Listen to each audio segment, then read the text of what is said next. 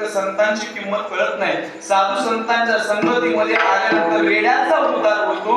साधू संतांच्या संगतीमध्ये, माऊली नाडोबाच्या संगतीमध्ये आले महाराज दगड सुद्धा धन्य होता. तो जगद्गुरु तुकोबाराच्या संगतीमध्ये आलेला दगड सुद्धा आज देहुला जाऊन बघा तुम्ही, स्पेशल शिळा मंदिर आहे.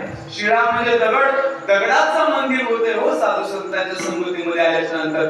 माऊली नाडोबाराचा एवढा मोठा अधिकार आहे, अरे नुसता रेड्याच्या मस्तकावर जरी हात ठेवला ना, ज्ञानदेव म्हणे बोलणे ऋग्वेदासारखा अत्यंत अवघड असणारा वेद, पण ज्ञानोबाराच्या हात ठेवल्या रेड्यानं ऋग्वेदासारखा वेद बोलावा एवढं मोठं सामर्थ्य माझ्या माऊली ज्ञानोबाराचं असताना, माऊली ज्ञानोबारा स्वतःकडे लहानपणा घेत असते. वेद ज्ञानेश्वरी मध्ये बघा, देवा एरवी तरी मी मूर्खू झाला असे परी संत कृपा दीप असे.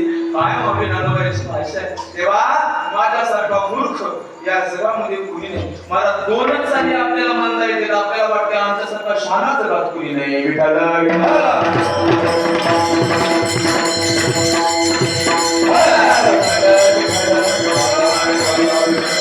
साधू संतांना एवढा लहानपणा घ्यावा, एवढे मोठे असणारे, अरे वादिराज भजतीनी लोकावरी ऐशी चराचरे कीर्ती त्यांची, एवढे मोठे असणारे साधू महात्मे, एवढे मोठे असणारे संत स्वतःकडे लहानपणा घेऊन, एवढा नीचपणा घेऊन देवाजवळ जाण्याचा प्रयत्न करतात. आम्हाला काहीच येत नाही गुरुजी, दोनच कीर्तन येते तू, आम्हाला दोनच कीर्तन येतात. आम्हाला वाटते आमच्यासारखा शहाणा जगामध्ये कुणी नाही. स्वतःला शहाणा समजून घ्यायला लागला की देवापासून हळूहळू दूर जात असतो. तुका म्हणे आसे शहाणी